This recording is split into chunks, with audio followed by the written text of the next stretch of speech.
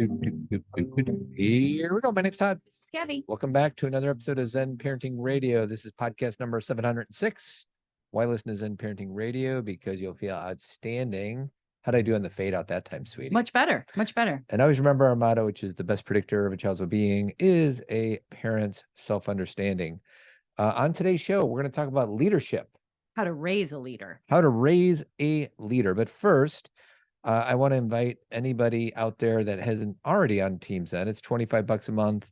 Team Zen is our virtual community. Call it, I don't know, our special persons community, our VIPs, our... Yeah, I mean, or the offering that, going from the other side, it's something that we offer so people can have access to all of our podcasts, special Q&As. We're actually doing one. We did one yesterday with the Sister Project where, Team Zen gets to come on and just ask them questions. And we've had... And you did a recording raising our daughters. Understanding our daughters. And Dr. John Duffy and myself will be doing Understanding Our Sons on May 12th. And we're going to have Mike Domish in on May 16th. So we have a lot cooking. So. And it's all in an app. So the thing is that people have been on Team Zen before. Like we've had a lot of listeners come and go or stay. A lot of them stay. But now it's like all organized and in an app and it's easy to access. And Todd and I are just really proud of it. So I really highly recommend you, if you like the show and you like what we talk about and you want more resources like this, heck yeah. $25 a month, cancel at any time. Yeah. Try us out. Oh, and maybe I'll send you a pair of Zen Parenting socks, which are warm and fuzzy. I wore mine this morning. Or a t-shirt. But first I want to play a clip of a song that has to do with your Zen Parenting moment from last week.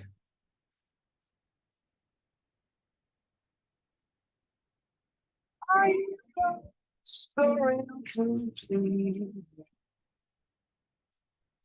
you feel so you can find what you're missing? Tell me how. Well,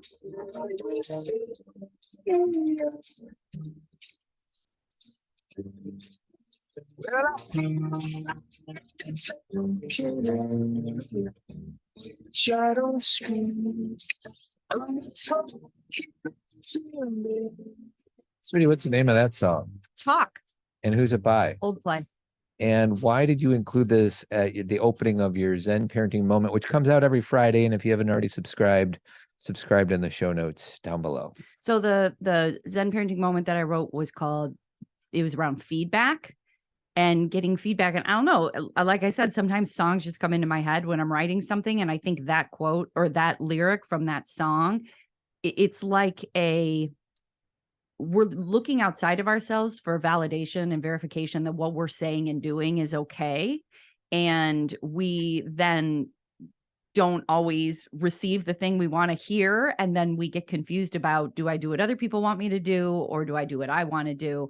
And what I wrote about in that feedback Zen Parenting Moment was about how to find that balance. And really, I don't have a final answer. It's just that both are necessary. Like there was the Wayne Dyer quote at the beginning of it. Or do you have it in front of you? I can't remember what he said. The moment itself. I do. Just at the very beginning of the moment, he said something that I used. The first paragraph says a teacher once told me that we shouldn't care about what anyone says. I don't see any Wayne. Yeah, that's it. Is that it? A teacher once told me that we shouldn't care about what anyone says and always seek feedback from others. Yeah. So we shouldn't. So and I got that from Wayne Dyer. He was the teacher I didn't who told know me that. Okay. So he said we should always seek feedback and never really care about whatever anyone else thinks. So there's a paradoxical nature to that. And I think that obviously we have to find the balance and what we're seeking feedback on.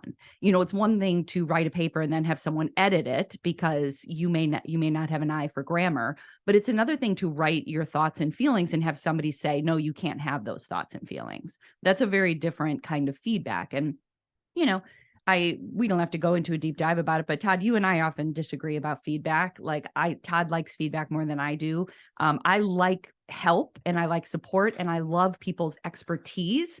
There's certain people that I just depend on them for their expertise. And I don't know anything. Here's what I realize about feedback. There's an art to giving feedback. Okay. And today's not the day for that, but it's not like, oh, well, you sucked at this. Like, that's not very helpful. So there's a lot of, So what do you mean by that? Like you got to dive deeper. Like there's an art there's in an art to how to do it. And the way I like to work in frameworks. So like, for instance, if you did a presentation and I would ask you, are you open to feedback? Mhm. Step one, you Mhm. may not be in a position. It may be too raw. You may have just finished and you're really kind of fragile or vulnerable and you don't want to hear any feedback. Mhm. So that's one thing. A lot of people don't even ask permission if their other person is even interested in getting feedback. So that's one thing. And then if let's just say that you are up for some feedback, the first question that I've kind of been working with is, well, you first tell me how you think it went. What do you think that you did really well? Mhm. And what do you think you could have done differently? And Mhm. then after that, then it would be, all right, so now it's my turn to tell you, this is what I think you did well. And this is what I think you could have done a little bit differently. And it's not just the words, it's the energy behind the words. So that is, I mean, we could take a deep dive into feedback, and I don't think we're going to today, but when you say, what do you mean? That's what I mean. Well, and it's actually what we're going to be talking about, raising leaders today. And this is really connected to this, because feedback, a good leader knows how to give feedback at the right time in the right way. I think sometimes, because you're right, I think sometimes people ask for feedback. Like you said, like if I just finished a presentation and this has happened with you and I. Oh yeah. And then we I may have walked done in. a podcast about it. I think we did. And then the first thing you said to me is, are you open to feedback? Right away, I know you want to tell me something I did wrong. So as much as I appreciate that you're like trying to make this feel better for the other person, that doesn't feel good. If it was more organic, where I was done and you said, what do you think? How did it go? And then I said, well, this is how it went, blah, blah, blah, blah, blah. But I struggled in this area. And then you were like, why'd you struggle? And I said, I struggled because of this. And you said, well, what if next time you ask for blah, blah, blah, blah, blah? I opened that door to you. But if I walk in and I'm like, I just finished, and your first thought is, and this isn't really I don't think this is your first thought, but do you know what I mean? Like, even if you did a presentation for Men Living and then the first thing you got back from someone on Men Living is, are you open to feedback? Wouldn't you feel like, well, they obviously want to tell me something I did wrong? Well, what's the thing with Men Living is it's built into the framework of what we do. So Right. every time I lead a meeting and there's somebody else, another facilitator on there, I immediately ask them for that. So, but that's So can I ask a question? Do Sure. you guys ever say it was fine? No, but fine. Like, we first talk about the good. Correct. What I mean is, do you think everything necessitates feedback? Because I do not. It just depends on the person. Yeah, For me, I always want it. I know. Not always, almost always. Mhm. So it just depends on the person. Yeah. Yeah. And I work at a company that for 30 years, and I have yet to get any feedback from my boss, and I stopped asking him for it. I've never gotten 100% true, because you get feedback in a lot of ways that he aren't get traditional. he blesses me. He's like, you do Right. great. Yes. Yes. But I've said, what can I do better? He's like, you're doing great. right. And I'm like, Jim, give me something more than that. Right. And I stopped asking because he just doesn't do it. Well, okay. It's totally different. I'm like, my question is, do you really want to go down that road? Where it's like, Yes. I want you to go here and I want you to go there and I want you to do this. Yes. Okay. Because then you would feel obligated to do all that. I want to do the best I can for the company, and I can't course. see it. I can't see my performance from a clear, objective lens because Yeah. I'm in the middle of it. Yeah. I need somebody else to look at me. And by the way, just because they might say something and I don't believe it to be true, doesn't mean I have to take that feedback on. Yeah. I think that this is it's not that we're so far apart. I just think that I am constantly looking for how to improve and having a self-awareness about, I'm struggling in this area, or this person really excels here, or the language this person used was so good. I want to learn that I am. Yours is you're looking for the external to come in and say, do this different. And I'm constantly looking for ways to better the way I do things or say things or write things. So I don't always need in the moment, you're doing this wrong. Because a lot of times I'm like, I know I'm struggling in that area. I'm working on that. Yeah. Or this wasn't, sometimes the things that you and I've discussed or I've been frustrated at is you give me feedback about things I can't change. Mhm. You don't know that I can't change it, but it's the structure of the interview. It's the structure of what they wanted. They didn't want me to, they wanted me to go 30 minutes and not 60. And let's say I give you horrible feedback. Yeah. Let's just say I do that. Then that's fine. It is, but Don't take it. I think, and you know what, why this is difficult is this gets into other dynamics like with gender. Mhm. Okay. Because and it could be personality too. It could be gender, personality, how you're raised, all that kind of thing in what feedback means to you, because you, as someone in the world who has been propped up, you're like, well, tell me how I can do better because I'm way up here.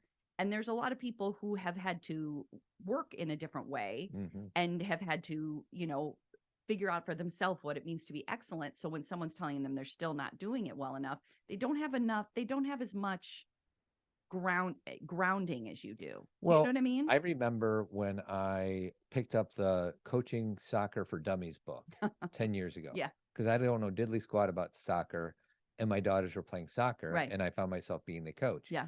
And one of the things I learned in that is you got to say 10 nice things for one critical piece of feedback. Right. Now, maybe that's for human beings or maybe that's just for kids, but I feel like when I bring up feedback, you always think of the what you could have done better. Do you want to know why? Why? Because the majority of my life, that's the feedback I get. Not because of me personally. And I don't mean that's happening now at 51, but women live in a paradoxical experience in life because they're told to achieve something and they're told they're being too big.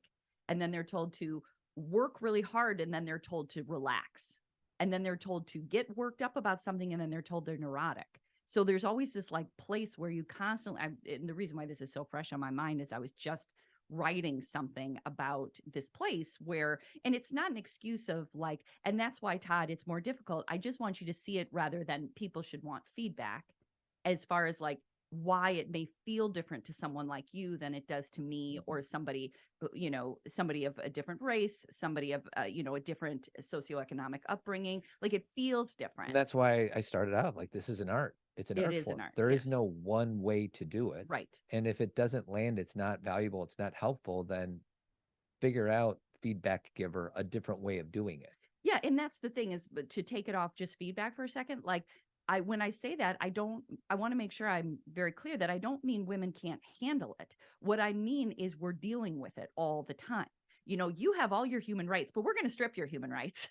You have all these, you have all these abilities, but no, we're not going to let you climb the ladder. Like we're constantly battling that. So that doesn't mean you can't give feedback. It just means it hits different, as Taylor Swift would say. Mhm. It like has a different feel sometimes where it's not, sometimes I'm like, what I need right now is just you saying you went in there, you used your expertise, you have a specialty in this area, and you may look at it and be like, you could have done A, B, C, D, and E, but that won't make me better. Mhm. That won't make me better. What will make me better is you reminding me of that. I have the ability to do this. Not that I'm perfect. You don't lie.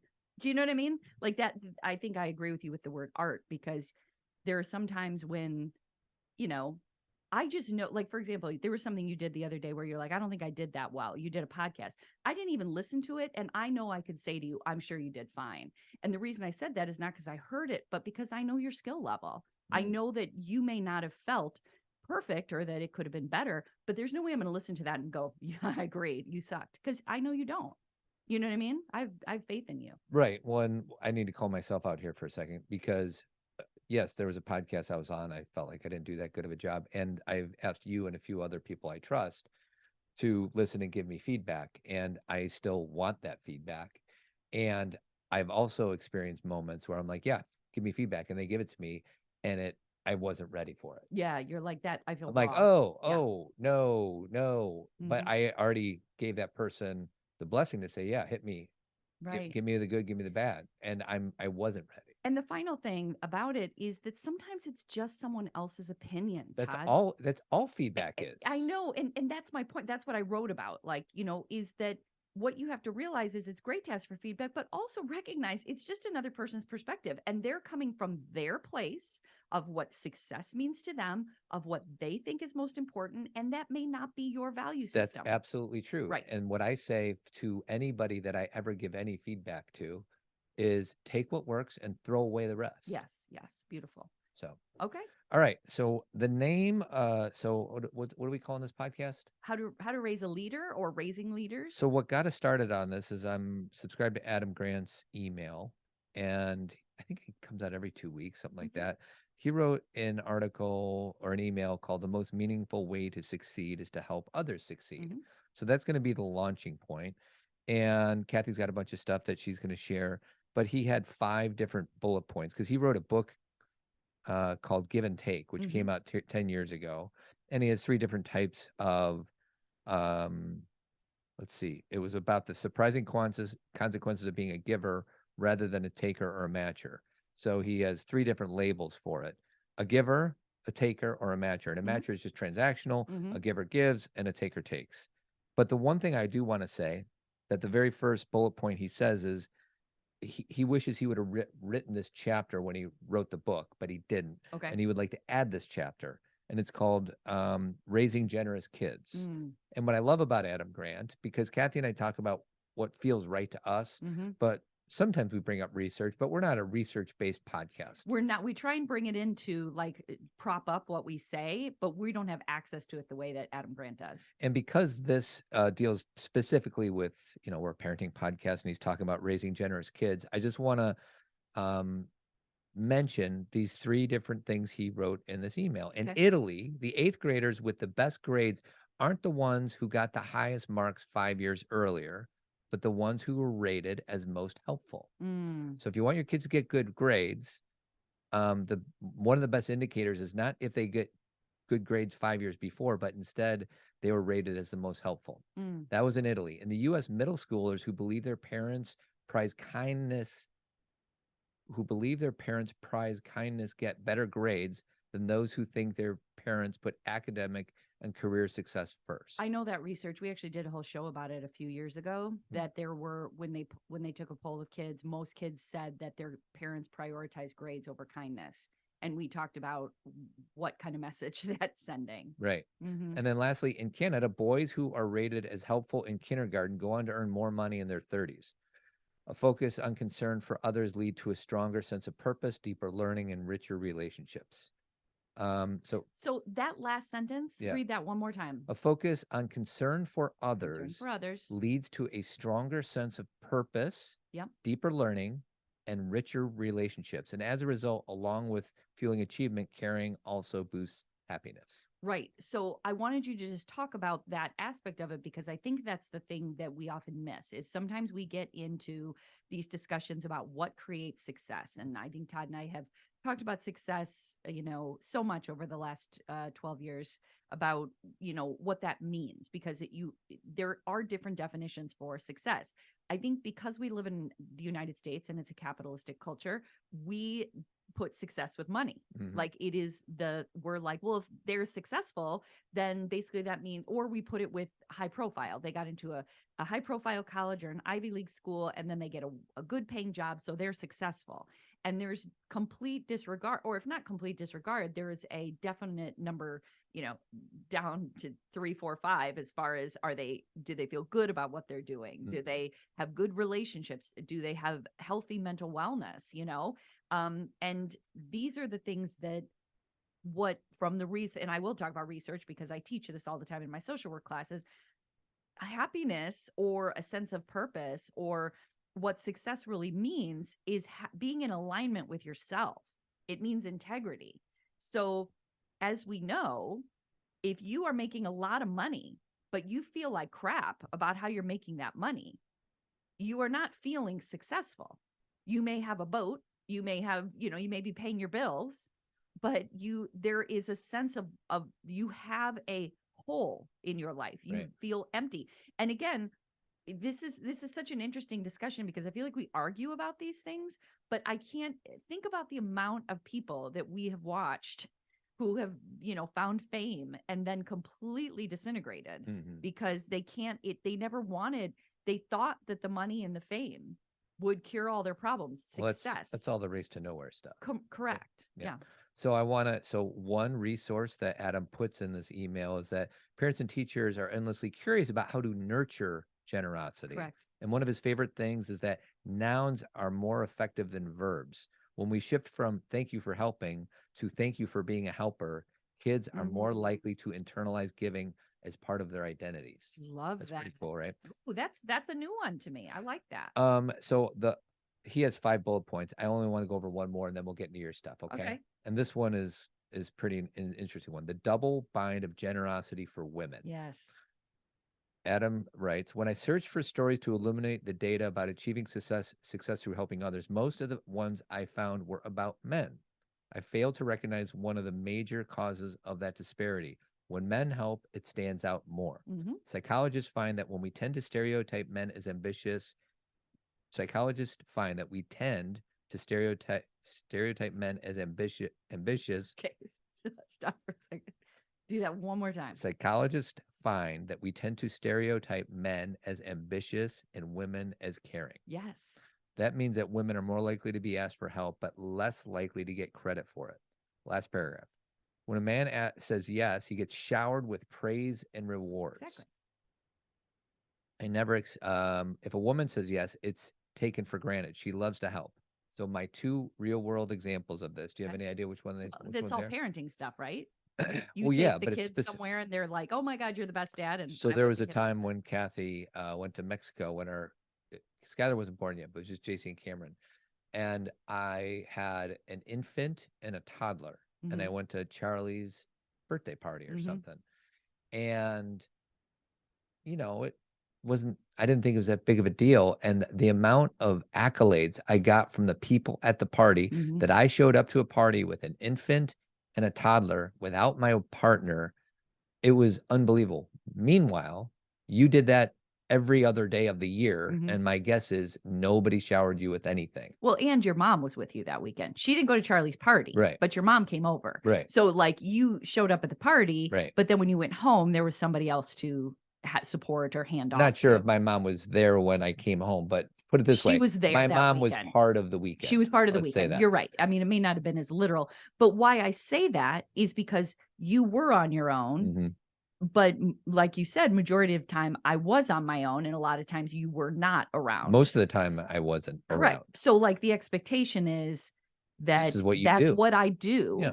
And then for you, it's, and so, and this is kind of what I mean, this is connecting to what we were just talking about with feedback. Now, if we were to turn those tables and say a woman, and this is obviously, this happens all the time, who becomes very successful and becomes CEO of the company or is starring in her own movie or whatever it may be, and she has children, what's the first question they ask? Well, who's with the kids? Yeah, who's with the kids? Well, how are you raising your kids if you're doing this? So it's, you get the accolades. Sure. Is that the word? Is it accolades? Accolades. Okay. I want to put an L. I get the accolades. Accolades. I get the accolades. You get the judgment. Correct.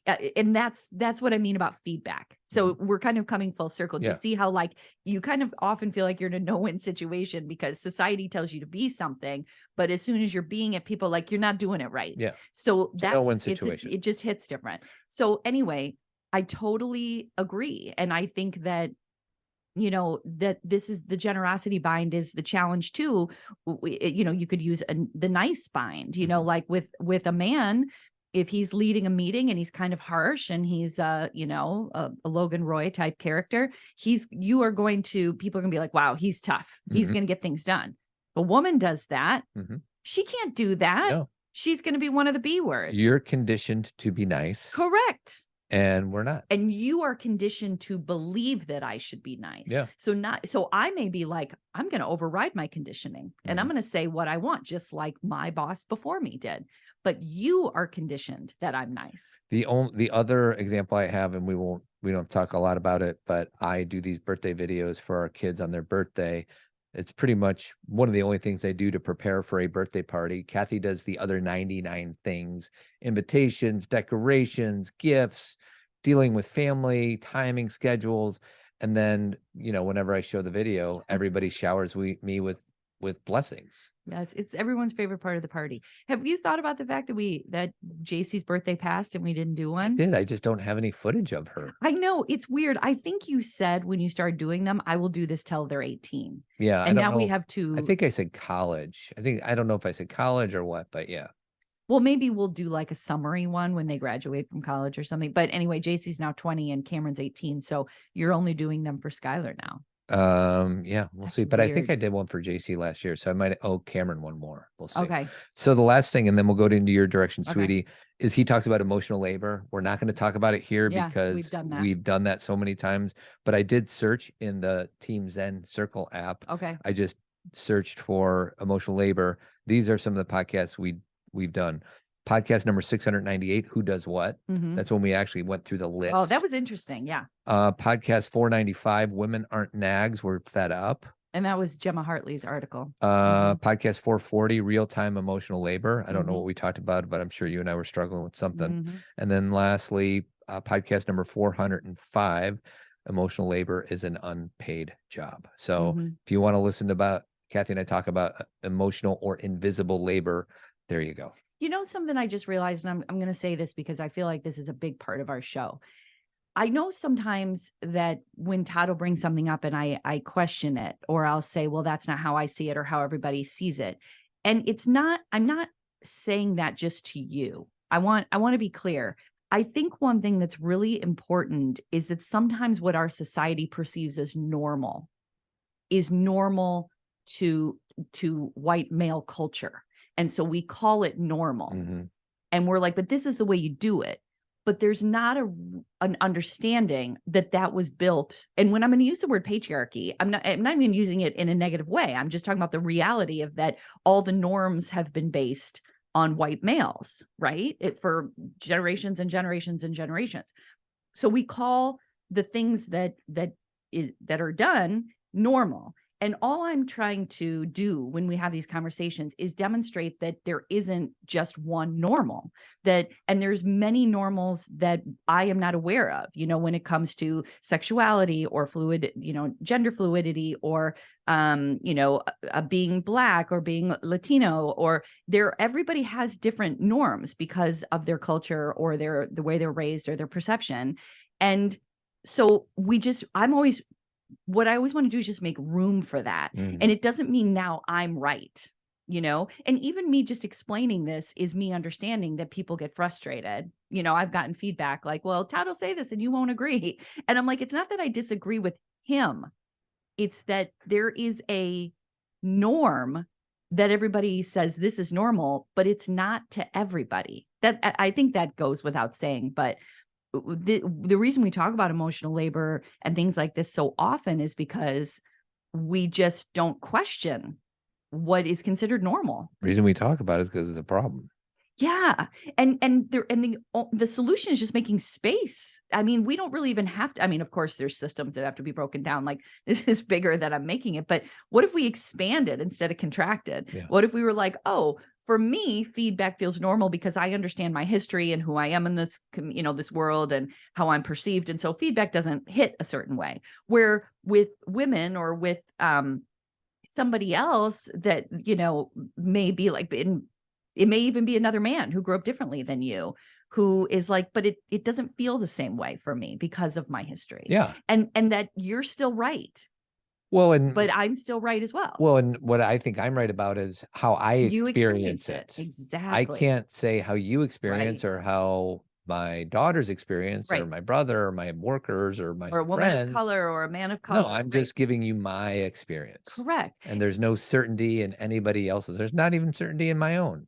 And that's kind of, the thing that people who are really afraid want is certainty. Yeah. If you are super afraid about how you are, how the world is or what your beliefs are, if you're someone who's like, I have to have certainty, this is the way things are, there shouldn't be any change in this, I don't want to alter anything, that is, you're saying certainty is a positive thing, but really you're afraid of change. And one of the attributes you and I hold in such high regard is curiosity, right? And like, I just am, it's hard to be curious and certain at the same time. Actually, I don't know if it's possible. Yeah. Like, you can be certain about wanting to be curious. Mm-hmm. You know what I mean? Like, we can get into curiosity like is a good thing. I could be certain about that, but yeah. It's just one of those things where sometimes when we hear people who are, they give speeches like, unfortunately, saw some speeches from the NRA convention in Indiana this weekend. And we always have to deal with politicians who are making crazy speeches or saying things on Twitter. And they're just so certain, like these people are bad and we're good and and I'm like, there's just they're so afraid. And I'm saying this as a therapist, not just as a human being, but it's so obvious. You're terrified. And that doesn't mean that you'll be like, oh yeah, I'm afraid. They may not even know that, but the certainty makes them feel safe. Mm-hmm. They're like, there's only, you can't do this and we can't be this, and Bud Light can't support anybody who's trans. And if they do, then, I'm out, and it's so black and white. Yeah. There's just no room. Yeah. There's just no growth.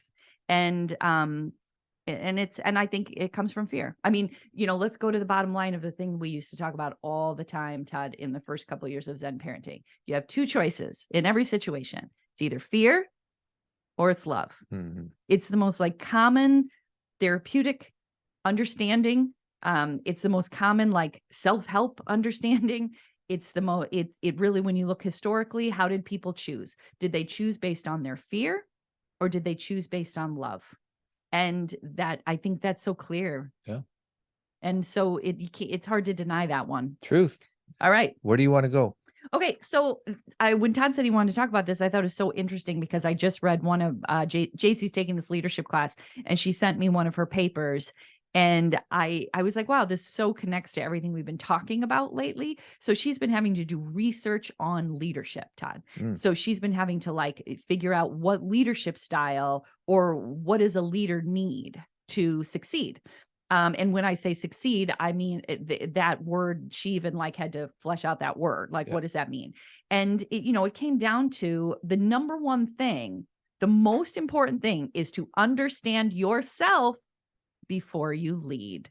This is just like parenting, right? The research around leadership is the greater self-awareness you have. The best predictor of a child's well-being is a parent's self-understanding. The best predictor of the success of a company is the leader's understanding, right? I don't know if I did that perfectly, but that is data-wise, a self-aware leader is going to lead better.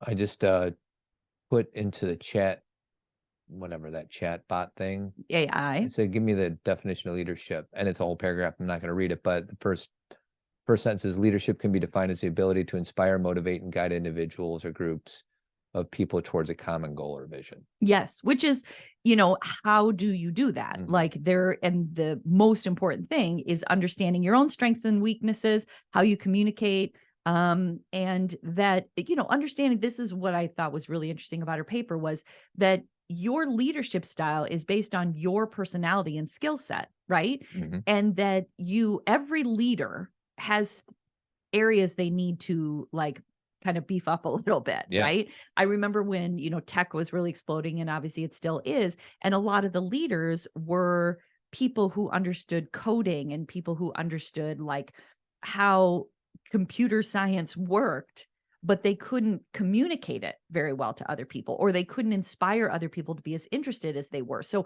they had to really focus on their own social emotional learning, not their knowledge base in the area that they were leading, but their social emotional learning to help, inspire their company to rise with them, Yeah. And for me, and, depending on the day, I'd probably give you 10 different definitions of leadership, but Mm-hmm. I think the best leaders are the ones who can get others to, it's not about, I'm the leader, so I'm in front. It's empowering others to be their own leaders. You know what I mean? So perfect. The number 2 greatest leadership qualities is exactly what you said. Developing leaders with character. And I'm taking this directly from the research. Developing leaders with character is a process that begins with personal self-awareness, including our character strengths, and then figuring out those strengths in our peers, colleagues, and subordinates. Mm-hmm. So you don't just take the self-awareness and say, now I understand myself. This is just like parenting, everybody. This is why Todd and I always say universal principles, right? You learn about yourself and what you have to offer and what your strengths and weaknesses are. And then that allows you to understand other people better. And you are able to understand their strengths and weaknesses better. See, it's not just a navel gazing, I want to know just about me. Mm-hmm. Knowing about you allows you to understand and relate to other people. Yeah. This is like a continuum. Yep. So do you want me to keep going? Sure. So here's the part that I loved, which is not going to be shocking to most everybody, but we just did a podcast a couple weeks ago with Jessica Leahy, who wrote The Addiction Inoculation and also The Gift of Failure. And it was a wonderful discussion. And we spent the first 20, 30 minutes talking about social emotional learning, often called SEL. And there's been a real push in this country, as we discuss with her, about there's this, and I laugh only because, the thought is that SEL is indoctrinating our children. Like that's the negative take on SEL, when really what SEL is trying to do is to create or allow for thinking and learning and curiosity and connection and empathy, and it's doing the exact opposite. But you see, that's projection.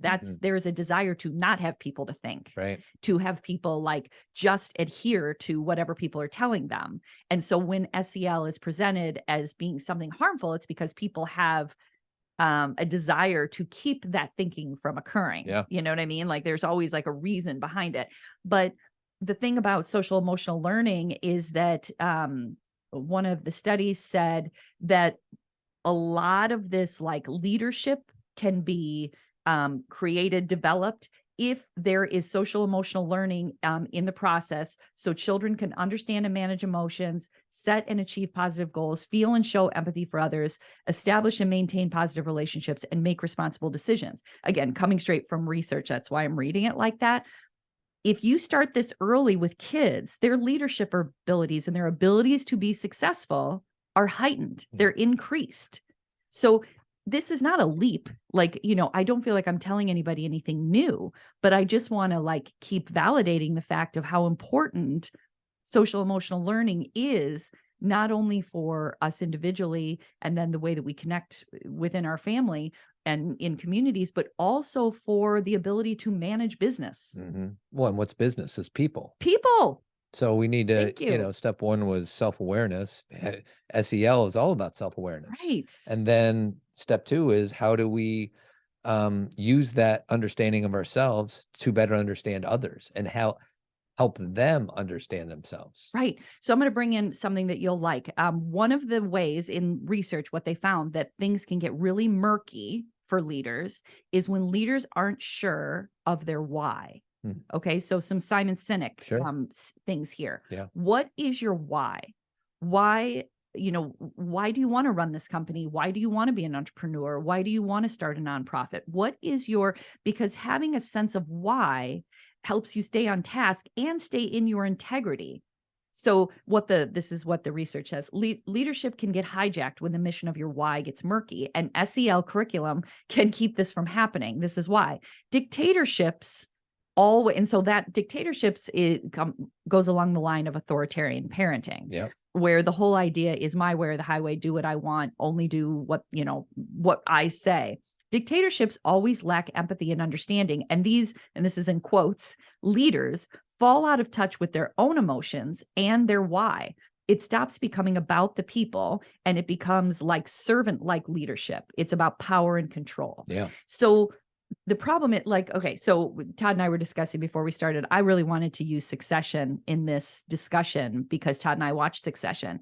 He thinks that maybe not as many people watch Succession. And I don't know. What do you think? Yeah, I think that we get invested in a show and maybe Succession is the best show in America right now, but even the best show in America may be being viewed by 15% of America. Okay. I hear that because there's so many things for people to watch. Yeah. So if we surveyed Zen Parenting listeners, I think less than half of the people have watched Succession. I could be 100% wrong. Yeah. Well, let me just say this. I think Succession it's a brilliant show in that obviously the basics, the writing's amazing, the acting's amazing. They've got the best people and the best roles. But it's saying something as well about our capitalism that we live inside of and what it does to us as people, what it does to families.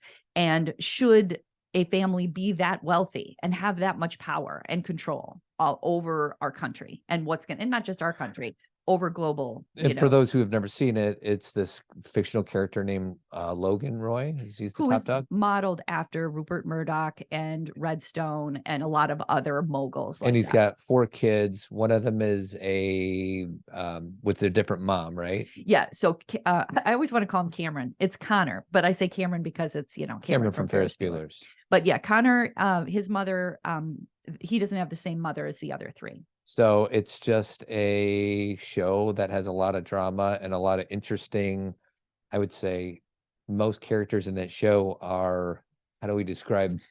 Well, it's all about power and control. Like their SEL is not very high. They didn't get anything from their dad. Well, their mom or dad. Like what they got was wealth, and that the most important thing was having power. And that's what they learned. Screw people over to get what you want. Relationships don't mean anything to these people. They don't know how to manage relationships. They don't know how to take care of themselves. They don't know how to connect. They don't there was one scene that I can't remember if it was this season or last season where I think it was episode 2, where Logan is saying something to his kids because they're kind of turning against him. And Kendall's like, Dad, are you sharing a feeling? Like, they're like, what are you even trying to do? Like, we've never seen you feel. Right. And they are so lost because of it. And then it's always about this desire for power. But the thing is that power is going to turn over again. Like, even if, one of these characters, because this is what the last season is about, who's going to get the power, they're not going to have it very long. Like it's everything it's going to turn over. Everybody is backstabbing. There's no health in it, and there's no health in them. So do you want me to play that little clip from Roman Roy just for the people who do watch Succession? Well, I didn't. You said it was going to be kind of hard to cut out. Well, that's all right. I'll bleep it. Okay. Because so Roman is kind of most people's favorite, kind of mine, just totally he my had favorite. Some humor. But this is Kieran Culkin. Champion. So he's in a sound booth, and the person is asking him to say nice things about his dad, which is obviously difficult for him to do. He's been my greatest champion and my hero. Congratulations on 50 years at the top of the biz. I love you, Dad. That was perfect. You want to try one more?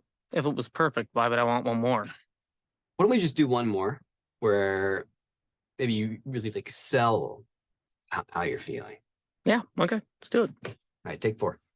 What up, pricklicks? It's me, Dr. Moron. I'm a ding-dong doodle-bug dipshit. My dad hates all of you. How was that? Was that good? Which, here's the funny thing about Roman. He is the most honest about how things are going.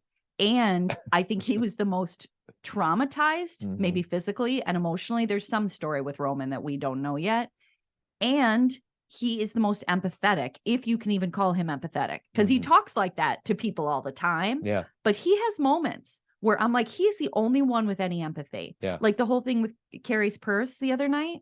Like, he's the only one trying to help her. Like he's like, do we really have to be this mean? Yeah. And he's still mean, but he at least has an inkling of maybe this isn't okay. Yeah. And so I guess my point is I feel like Succession, even though it's a fictional show, it's based on people who are really in our world. Yeah. And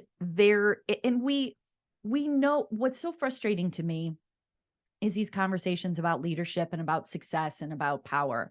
And we know what happens. We know these people aren't really happy, yet we keep trying to reach for something that's not real. Or we keep reaching for, how many actors have said, and again, those who do listen to Armchair Expert hear this from Dax all the time, and he asks his guests this all the time. How many actors have been like, I made it. I made $1 million on a movie or $10 million, and I'm still unhappy. Yeah. It doesn't. I've arrived at the thing I thought I wanted, and it's not what I thought it was going to be like. I'm empty. So it doesn't mean then don't let your kids act or don't let them be in business. It means teach them a why. Help them come up with a why. What's important to them? How do they feel like they're in their integrity? Now, there's a possibility then they won't run the biggest news network, but maybe they'll run a news network that feels good to them or that is actually doing good things in the world. Like, then we're like, but then they won't be number one. But what does number one mean? Yeah. Like, I kind of feel like this is the argument we're always having is, people are like, there's only one winner. Really? Like, what does win mean? Right. Like, because everybody, this is going to sound so cheesy, but I'm going to try it. Everyone can win in their own life. if they're in their integrity. It doesn't mean everybody gets a trophy. What I'm saying is that if you feel good about living on a farm in the middle of nowhere, painting with just one other person in your life, and you're like, I am so fulfilled, you have succeeded. Or if you're someone who's like, I want to go out and run a bank and, hopefully do it in a way that's honorable, and you have a lot of money, then you have succeeded in your life if your why is in integrity. Mhm. It's not one thing or the other. And I think that we have been trained in this country to raise our kids in a way where we think there's only one way. Yeah, and it's funny because right before we press record, we thought of like different, because we have this idea of what leadership looks like, right? Right. Think of presidents, think of military generals, think of, I don't know, Greek gods, like whatever. Yeah. And leaders can look very different. Yep. And I just threw out another fictional movie character, Margie from Fargo. Fargo. Oh my God, we love Margie Olmstead. So this is a movie that I think, I put it this way, I'll bet you more people have watched Fargo because it's been around for whatever, 20 years. Okay. Then, but this, we're totally all over the place in this podcast, but who cares? Cares.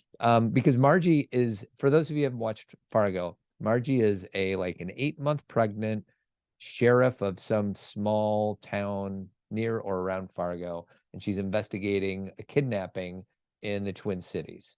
And she has this she doesn't look like the prototypical leader, No. right? But she's strong as an ox, and she's Mentally, emotionally, like Margie is, and we can't swear on the show, but she doesn't take people's crap. right. Like she knows who she is and what she's doing, but she's also as kind as can be. So she's just an interesting protagonist. So this is a scene from Fargo.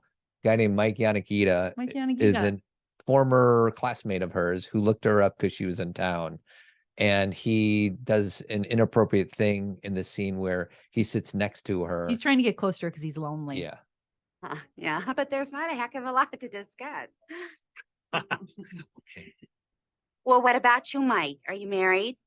You got kids? Yeah. Well, I was married. I was married to. You mind if I sit over here? I was married to Linda Cooksey. No, why don't you sit over there? I prefer that. Huh? Oh. Okay. Sorry. I didn't. No, just so I can see you. Don't have to turn my neck. Oh, sure.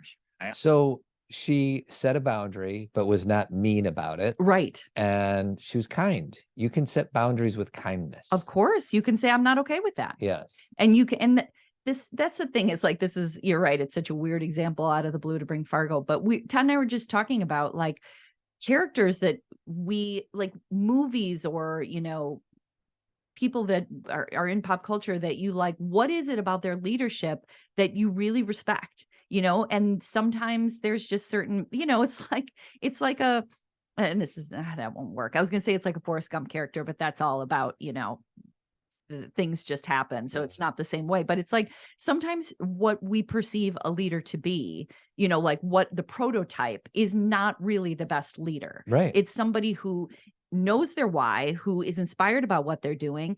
And then they pass that on to people where they're willing to support them and stand up for and them. it could be quiet leadership. Quietly. Like there's times when leaders need to give big inspirational speeches. for Right. sure. Right. But those are the only types of leaders that get any attention. Right. When in fact, there's really wonderful leaders out there of businesses, organizations, families, whatever, that have a different way of doing it. Exactly. And I think that's the only thing that's the reason we want to talk about this today, is that there's so many different ways of what leadership looks like. And so when we're talking about like raising leaders, like helping your kids understand that, helping them develop like a passion or desire to lead in a way that works for who they are. Yeah. You know what I mean? Rather than trying to put them, into like the square peg. I always get this thing wrong. Putting a circle in a square peg. Square peg in a round hole. Yeah. Or you instead focus on what their skill set is and what they do well, and support them in leading in a way that works for them in their integrity. Then their why is really clear. Their why, like the why is something like, it can be like a vision statement. Like, for example, some of our whys come from like things that we want to do for the world. Like, our Todd and my vision statement is making the world a more civil and compassionate place by doing work we love with people we care about in a way that is aligned with our values, personality, and lifestyle. Todd and I worked really hard on that statement because I had to make sure that felt right to me, like by doing work we love with people we care about. So like this podcast, if you notice, sometimes we definitely have people on who are, thought leaders or authors or friends of ours that are like really doing amazing work, but that's not always what we're focused on. You know what I mean? We're not focused on how do we get the most downloads and what are going to be the clickbait things. And that can be really difficult in this line of work when everyone else seems to be doing that. Well, we could probably become a much wider reaching podcast if we had more interviews. Maybe. And if we invited those interviewees to, share us on social media and blah, blah, blah. And we have decided that we would rather do it in a way that makes us feel good.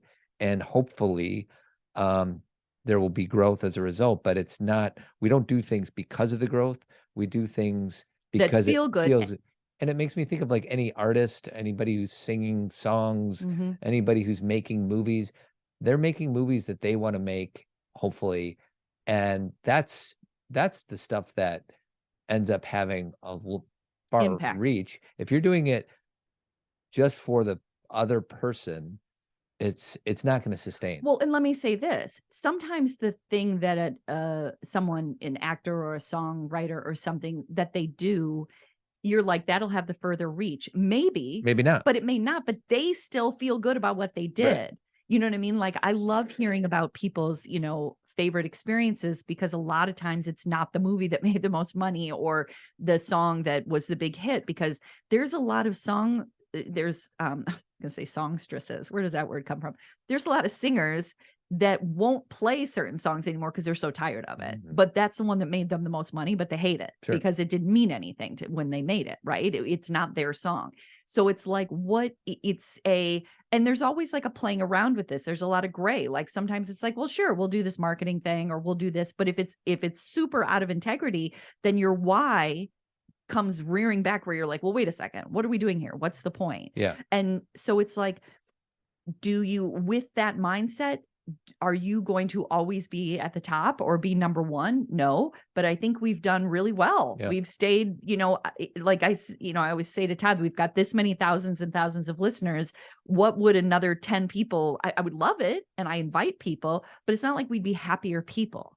It's not like we'd then be like, well, now, we've been doing a podcast for 12 years with lots of listeners. It's good. Yeah. And I feel in my integrity, and that's why I like getting up in the morning and such. But and that's why we're doing it every Monday. Like it does not seem like a burden. Work. And other people's, like, I wrote down a few other mission statements or whys, to leave a positive impact on people's lives so that they can realize their true potential. That can be a why. To consistently grow, develop, and challenge myself so that I can be a better person than I was the day before. So when it comes to our kids, when they want something, our question is, what's your why?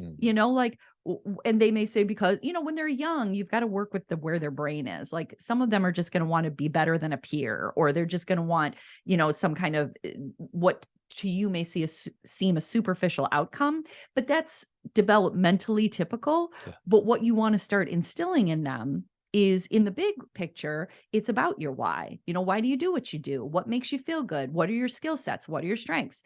And you talk to them about utilizing those. So then when they're doing the work that they love, it doesn't feel like work. It may be hard, but they enjoy it. That's kind of what Todd was saying about what we do. We've talked about, I'm sure we talked about this a long time ago, but I think we're watching an interview, George Lucas, and he was being interviewed by Oprah, and maybe it was about success or something like that. It's like, you've arrived when you come to work and you look at the clock and it's 4 p.m. Exactly. So in other words, like 8 hours. Writing. He was talking about that he was writing his screenplays and that all that time would go by. So that's when you're in flow, right? It's the best. Think about all the problems. Let's just focus on adults for a second. Any adult that's in therapy or being coached, including, me, I sometimes seek out support because I feel stuck on something. I feel like most of our society's problems would be minimized if we all did something that we loved for a living. Right? If we were actually using our skill sets, right? If we're like, what would you do if money were no object? Yeah. And we did that thing and then got compensated for that Yeah. thing, I think most of us people would be much quote unquote happier. Yeah. Well, and sometimes that's possible because of where we are. And sometimes we just have to do what we have to do to pay bills. Like that's the thing about living in our culture is that now where I am in life, I can do those things, but I couldn't do those things in my 20s or even my early 30s. And then talk about parenting, it goes to those things like also our kids are going to need to take those crappy jobs Yes. to understand Yes. what it means to be in a job that you like. Yes. So you have to have the difference. one of the criticisms of this generation, and I don't even know if it's true, so let me say that Okay. is they're just waiting for that inspirational job to come around and they won't start working for any company until they find that. And like I said, I don't even know if they're any different than we were 30 years ago. Well, let me say this about Gen Z. I think that they do take a lot of different jobs and they want to feel inspired. And a lot of times they aren't. And so they're not going to spend their time there anymore. What they're realizing is that they're not going to be in an autocratic kind of business situation where people are like, just do this because I said so and I'm going to treat you poorly. Some people have to, like, this is why this is really murky and gray, is because I understand, there was jobs that I had for years and years where I wasn't treated very well, but I couldn't leave. That's just the way of things. But I think what this generation has is exactly what you said, Todd. They have a dream. Yeah. They know what would make them happy. They've seen things. They have seen more than we saw. They know what. They have a better understanding of what makes life fulfilling. Yeah. And then people will come back with, well, all they care about TikTok or all they care about is taking selfies or all they care about that. Yeah, that's part of their culture, but they've learned from that as well. They've learned that even an influencer, doing this and making some money, they still feel whole unless they have a really strong why, unless they're doing something with their influence, unless they're doing something beyond selling clothes. That's when they start to feel fulfilled. And so I feel like this generation, this was part of the research too that I got from all of this work of JC's. It says no longer are employees willing to pay the price of abuse, humiliation, or burnout to climb the ladder. In today's culture with this generation, talented employees seek supportive work environments where empathy, support, and compassion are the norm. Although there's no magic pill for CEOs and team leaders to know the hidden emotional burdens of employees, that kind of thing, they have begun to reevaluate it. From Goldman Sachs to Starbucks have begun to reevaluate how they approach mental health and mental well-being. Like if this generation and the millennials too, they are pushing us to a healthier place. So people get mad like, well, I didn't get to do that. I had to work in the crappy job or whatever. But now the push is teaching the biggest companies, hey, we got to focus on mental health. We have to make these, paid leave a priority. We have to focus on people's humanity and not just their output at work. And I think that's really valuable. Yeah, no doubt.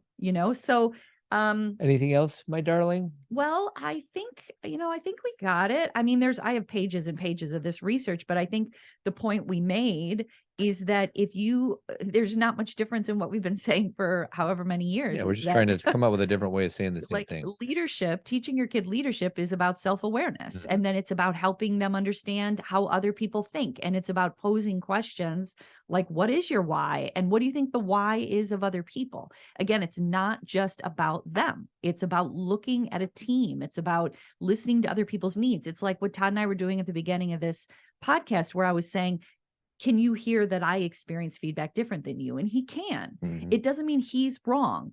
It means it's different. And I think that we just come from this duality, this binary where we're like, you're right and I'm wrong, or I'm right and you're wrong. And everybody can have a different kind of perspective. Do we make room for it? And I think that is the question. I'm going to finish with a few quotes. Okay, let's hear it. I'm actually putting them in the chat box so you can read the first one and we'll go back and forth on it. Can you pull up the chat box in the Zoom meeting that you and I currently reside in? Chat box. Okay. You read the first one. Okay, let me scroll down. Starting with a good leader. Yeah. A good leader takes a little more than his share of, can we say his or her? Sure. A good leader takes a little more than his or her share of the blame, a little less than his or her share of the credit. That That's sounds pretty fair. good. Yeah. Next one is it's by Simon. Oh, that was by Arnold Glasso. Yeah. Whoever that is. Second one is leadership is not about being in charge. It's about taking care of those in your charge. It's very Simon Sinek. Read the next one by John Wooden. Okay. John Wooden, great leaders are willing to sacrifice their own personal interests for the good of the team. Truth. And then lastly, my great grandfather, John Quincy Adams. I'm just kidding. Oh, you're probably some relation. I think. Maybe. If your actions inspire others to dream more, learn more, do more, and become more, you are a leader. Yeah. John Quincy Adams is pretty good.